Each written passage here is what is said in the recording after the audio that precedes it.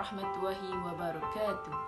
Saya Siti Hajah binti Ahmad, merupakan pelajar Open University Malaysia Al-Ustaz, ingin menyampaikan sebuah topik mengenai bagaimana untuk mengurus prasekolah dengan cemerlang. Melalui rakaman ini, saya ingin menyampaikan mengenai topik dengan tugasan berdasarkan tugasan HBEC 3803 Planning and Administration Early Childhood Programs, iaitu perancangan dan pengendalian program pendidikan awal kanak-kanak. Okey, tugasan ini memberitahu untuk menerangkan bagaimana mengurus prasekolah dengan cemerlang. Tadika merupakan salah satu tempat pengajaran dan pendidikan awal bagi seorang kanak-kanak yang berumur di bawah 4 tahun ke bawah. Melalui tadika, kanak-kanak mengenali dunia ilmu secara perlahan-lahan. Oleh kerana itu, dengan adanya satu sistem pengurusan dan pentadbiran yang cekap sesebuah tadika, itu akan berjaya mendidik serta mengeluarkan seorang kanak-kanak yang berilmu serta mempunyai kepribadian yang mulia. Pengurusan yang berkesan adalah dengan melaksanakan perancangan secara efektif dan tersusun dengan cara menggerakkan struktur organisasi dan sumber ke arah mencapai matlamat.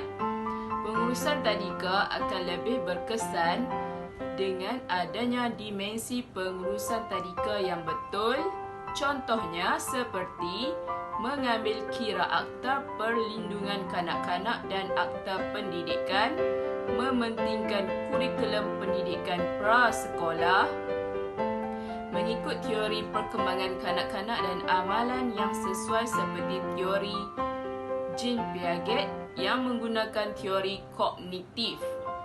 Ekosistem kanak-kanak juga merupakan faktor keberkesanan sesebuah tadika.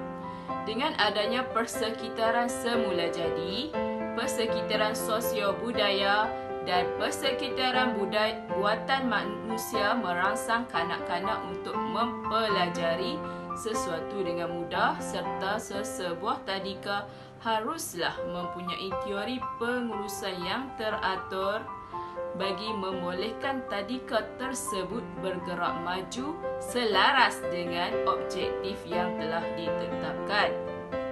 Sistem keselamatan sesebuah tadika juga merupakan salah satu cara untuk menjadikan penubuhan tadika itu berkesan. Sesebuah tadika haruslah mempunyai sistem keselamatan yang baik, antaranya seperti mempunyai pagar dan memasang pintu grill di setiap pintu dan jendela di tadika tersebut. Sistem keselamatan ini bukan sahaja mengelak berlakunya kejadian yang tidak diingini, tetapi juga untuk menjamin keselamatan kanak-kanak yang berada di dalam tadika tersebut agar orang luar tidak dapat menceroboh kawasan tersebut. Sesebuah tadika juga dapat diuruskan dengan berkesan dengan adanya susunan sistem kewangan yang teratur. Sistem kewangan yang baik membolehkan sesebuah tadika itu dapat berkembang dengan pesat serta mampu membuat pelbagai aktiviti di samping boleh mengubah suai kawasan luaran dan dalaman tadika tersebut. Melalui kewangan juga, pihak pengurusan boleh menambah pengambilan staf dan pengasuh. Selain itu, pihak pengurusan haruslah menyediakan pelbagai ruang untuk kanak-kanak tidak merasa bosan serta dapat melakukan aktiviti lain. Contohnya seperti menyediakan tempat-tempat yang dikhaskan untuk membaca serta kemudahan melakukan aktiviti bermain. Dengan adanya kemudahan yang disediakan, kanak-kanak akan merasa terhibur serta tidak merasa bosan untuk pergi ke tadika. Pengurusan tadika akan dapat dilakukan dengan berkesan dengan mengikuti langkah prosedur yang telah ditetapkan oleh pihak kementerian. Oleh itu, pengurusan dan pentadbiran yang baik mampu menubuhkan sebuah tadika yang cemerlang dan berdedikasi tinggi serta mampu melahirkan ramai kanak-kanak yang berjaya. Pengurusan kewangan yang teratur amat penting bagi sesebuah agensi, terutamanya tadika. Keberkesanan pengurusan bajet banyak mendatangkan kebaikan kepada sesebuah organisasi tertentu. Antaranya ialah melalui susunan bajet yang teratur, sesebuah tadika dapat dilaksanakan melalui pelbagai aktiviti yang dirancang mengikut rancangan serta sumber yang ada. Bajet yang teratur juga membolehkan sesebuah tadika dapat berkembang dengan maju dan memperkenalkan tadika tersebut ke tempat yang lain, contohnya luar dari kawasan tersebut. Melalui bajet juga, sesebuah tadika boleh menambah suai kawasan tersebut menjadi lebih selesa.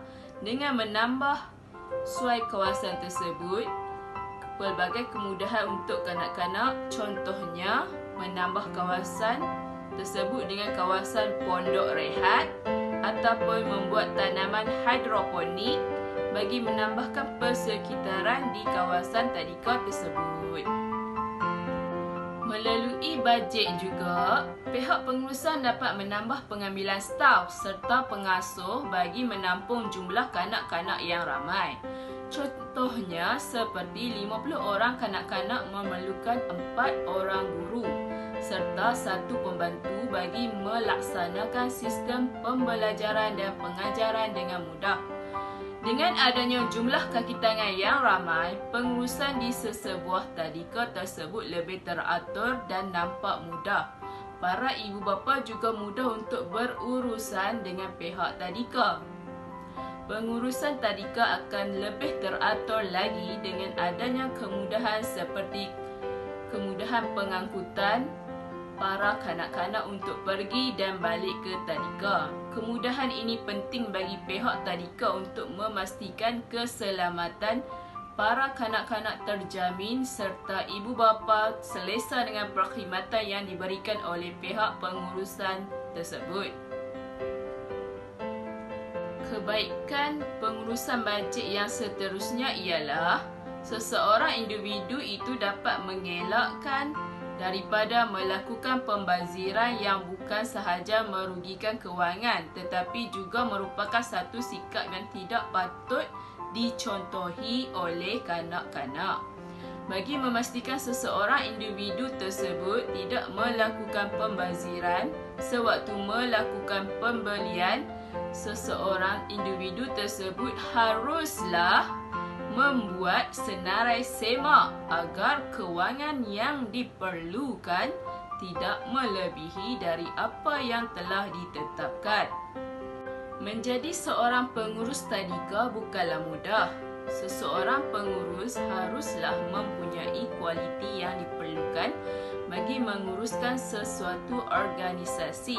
Contohnya seperti mempunyai kekuatan mental dan fizikal. Ini kerana seseorang pengurus memerlukan tahap daya kesabaran yang tinggi terhadap sistem pentadbiran. Tugas utama seseorang pengurus adalah mengenal pasti, menyelenggara, merangsang, mengawal dan menyatukan setiap sumber bagi memenuhi prosedur yang telah ditetapkan. Seorang pengurus juga perlu peka terhadap pelaksanaan tadika selaras dengan hasrat, kehendak dan arah tuju Kementerian Pelajaran Malaysia. Pengurus tadika juga perlu memahami amalan bersesuaian perkembangan kanak-kanak. Ini perlu bagi menghuraikan prinsip-prinsip yang perlu diguna pakai dalam merencana proses perkembangan dan pembelajaran kanak-kanak. Seorang pengurus juga perlu bijak dalam memainkan peranan sebagai pemimpin dalam sebuah organisasi. Pengurus perlu peka terhadap tugas-tugas dilakukan, contohnya sebagai rumusannya dan kesimpulan dapat dibuat, pengurus merupakan nadi utama bagi penumbuhan sesebuah tadika kerana penguruslah yang memulakan langkah bagi meneruskan perjalanan sesebuah tadika. Tanpa pengurusan yang cekap dari seorang pengurus, penumbuhan tadika tersebut hanyalah sia-sia dan berhenti sekerat jalan. Sekian, terima kasih.